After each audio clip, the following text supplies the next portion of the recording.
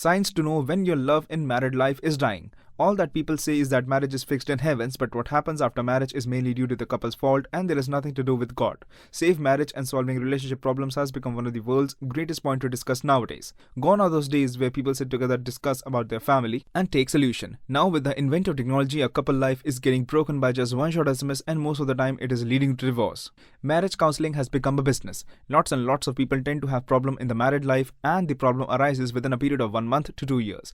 This is the reason why marriage counseling has become a good business in the recent times. You peep into any city, you have number of marriage counseling centers run by both government and private sector to save marriage failure.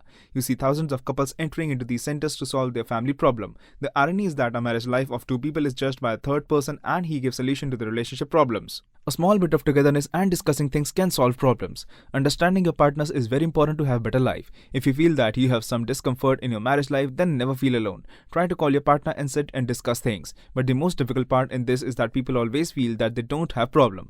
There are signs in natural life which can show you whether there is still love in marriage life. Signs of discomfort in marriage life. A marriage calls in honesty and trust between two souls. It is always believed that a marriage can change people and can convert them in positive ways.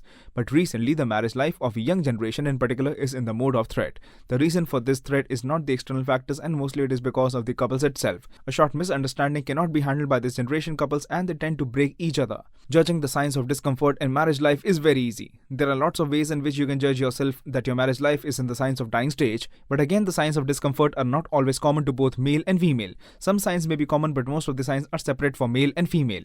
Male signs of discomfort that can break marriage life. Male tend to spend more time in office, ignores household food, watches TV more than discussing things with wife, has an affair with someone, tend to show more anger than love. Female signs of discomfort that can break marriage life, never talks to a husband, keeps herself silent, never take care of kids, shows anger on everyone in the family.